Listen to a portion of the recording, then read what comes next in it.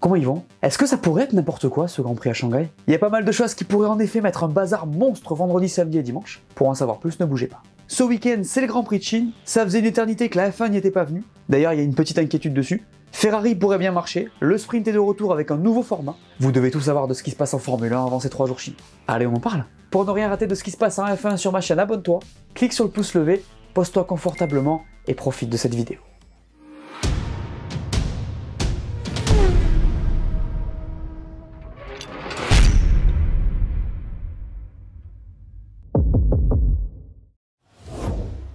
C'est tôt pour en parler, je sais, mais c'est important, le calendrier 2025 est sorti. Comme chaque année, j'en touche un mot, même si en vrai, il n'y a pas grand chose à dire. 24 Grands Prix, encore, vous connaissez mon avis là-dessus. D'ailleurs, j'en ai parlé avec Margot Lafitte, si vous voulez le sien, c'est ici. Allez-y après cette vidéo. Il y a un changement majeur quand même dans l'ordre des courses, puisqu'on va commencer la saison en Australie à l'ancienne. Perso, je trouve ça assez sympa. Alors je pense qu'on aurait commencé avec le Moyen-Orient comme d'hab, mais il y a le Ramadan qui est en mars, d'où le décalage. Du coup, ça fera Australie, Chine, Japon, puis Bahreïn, Arabie Saoudite, et on enchaîne avec un calendrier assez similaire à celui de cette année. Pas de nouveau circuit malheureusement donc. Il fallait que j'en parle dans une vidéo parce que c'est vraiment un move important dans l'optique de la silly season. Fernando Alonso a re-signé chez Aston Martin. Il a régalé avec une petite vidéo dont il a le secret en disant I'm Fernando Alonso, and I'm here to stay. Alors clairement, à première vue, pour moi, cette annonce c'était un peu rude. J'avoue, je rêvais d'un Alonso qui bouge vers un top team, potentiellement pour gagner dès 2025. C'est mon côté fan qui a repris le dessus. Au-delà de ça, j'étais vraiment chaud de voir un jeu de chaises musicales de ouf se mettre en place dans une saison où le sportif pourrait ne pas être croustillant. Du coup, sur ce point-là, j'espère vraiment qu'on va avoir des surprises quand même, en dehors du baquet Mercedes. Parce que c'est vrai que là, si Red Bull prolonge Perez, on est mal. La folie qu'on espérait n'aurait pas lieu, et j'avoue, le moral serait un peu dans les chaussettes. Maintenant, c'est comme ça. Tout peut arriver en Formule 1, et on n'est sûrement pas au bout de nos surprises. Mais revenons au move de Fernando, qui veut dire plusieurs choses. D'abord, qu'il se voit encore en Formule 1 sur le long terme. Il aura 45 ans en 2026, il dit avoir signé le contrat le plus long de sa carrière. Quand tu vois les choses comme ça, c'est assez ouf. Ensuite, cet engagement montre qu'il y a un vrai truc avec le projet Aston Martin, que c'est solide, qu'il y a du potentiel pour la suite. Parce que les gars, on le sait, Fernando, il parlait avec d'autres équipes. Il n'est pas uniquement là pour l'argent, donc s'il a re-signé chez eux, c'est qu'il y a un vrai potentiel. Après, en vrai, ça se comprend, hein. Le projet Aston est très ambitieux, il y a la nouvelle soufflerie qui arrive, il y a de l'argent, il y a Honda qui arrive aussi. D'ailleurs, j'espère qu'on ne reverra pas ce genre de moment.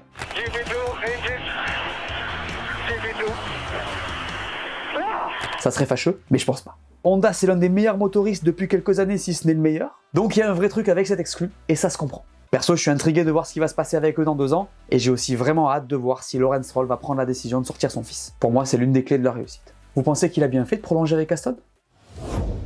Messieurs, dames, ce week-end, Ferrari devrait encore une fois être la deuxième force du plateau, et peut-être même un peu plus. Alors Red Bull est favorite, bien évidemment, mais ce circuit devrait un peu mieux convenir à la voiture rouge. Ils sont meilleurs dans les portions lentes et ce circuit en a pas mal, on en parle en fin de vidéo, et ce tracé fait peur aux équipes à cause du graining dont les pneus pourraient souffrir. Je sais pas si je dois vous rappeler ce qui s'est passé la dernière fois que c'est arrivé. Pour info, c'était en Australie.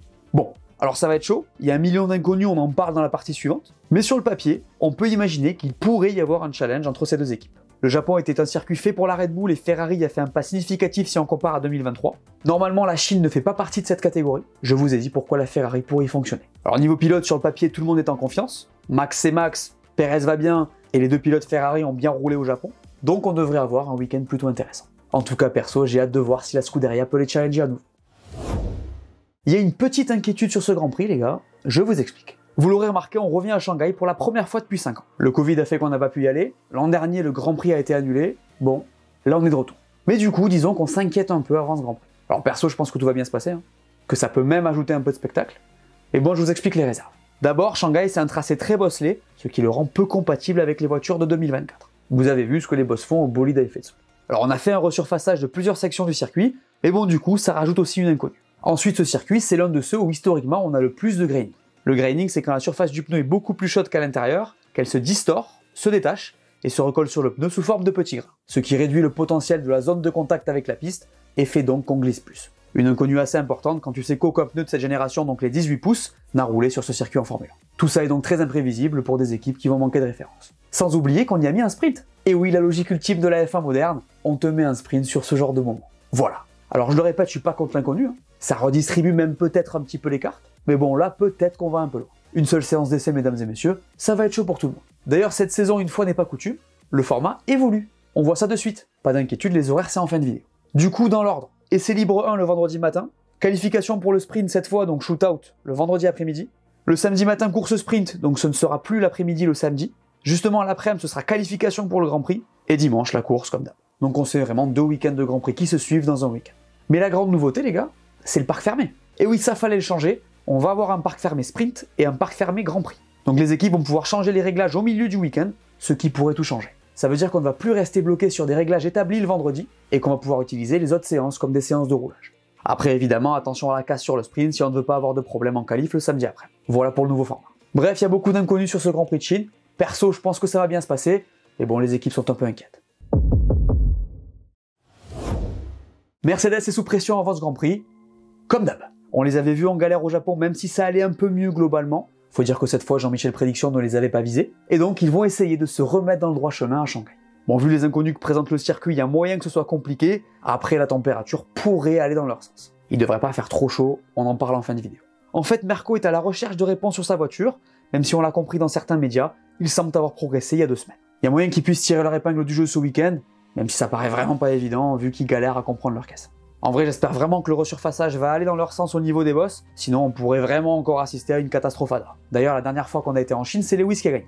J'espère qu'il s'en souviendra pour booster son week-end. On est quand même sur le pire début de saison de sa carrière. Hein. Rien de plus, rien de moins. Bref, gardez un œil sur Merco, ça va forcément aller mieux à un moment donné.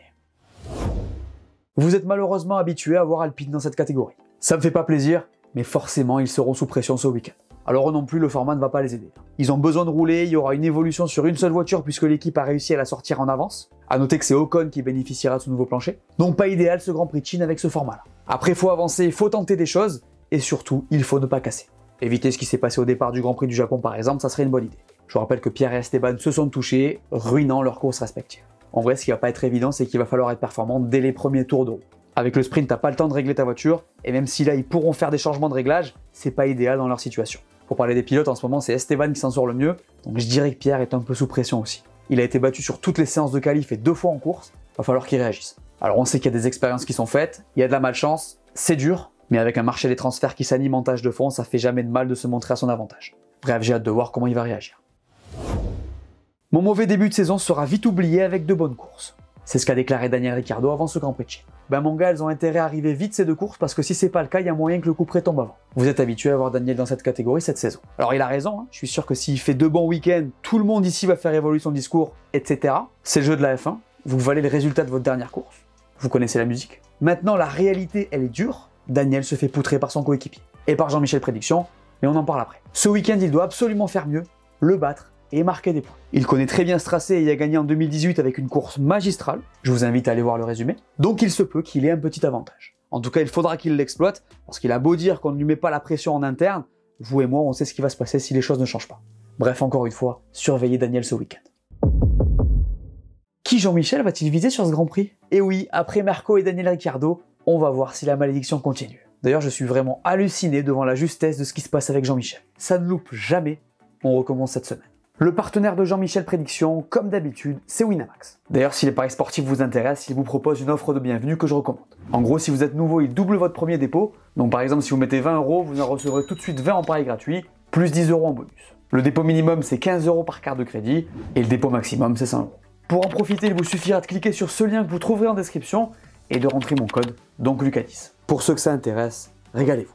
Et ce week-end, les gars, je vais viser un mec qui fait le taf qu'il ne faisait pas l'an dernier. Le pilote qui arrive à garantir les doublés pour la plus grande détresse du spectacle. Et bien cette semaine, Jean-Michel a envie de le mettre à l'honneur. Et oui, croyez-le ou non, mais ce week-end, c'est Checo Pérez qui va s'imposer à Shanghai. Pour la première fois de la saison, et depuis Bakou 2023. J'ai hâte de voir à quelle sauce il va être mangé. Réponse très bientôt. Les codes, c'est comment? Alors, pour la gagne, Max est toujours seul au monde devant son coéquipier, et logiquement, les 2 Ferrari suivent devant Norris. Pour le podium, pas de surprise non plus avec les Ferrari qui sont là. Et pour les qualifs, on met les pilotes rouges devant Checo Pérez.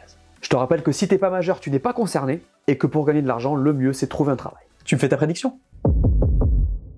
Alors ce circuit de Shanghai, ça faisait longtemps, depuis 2019 très exactement. Sa première apparition à F1 a eu lieu en 2004, on a pu y voir des courses sympas. 2018 en était une par exemple. Le circuit est assez intéressant avec un premier secteur assez ouf, des virages qui mettront DG aux pilotes, et l'une des plus longues lignes droites de la saison. On fait un tour ou quoi?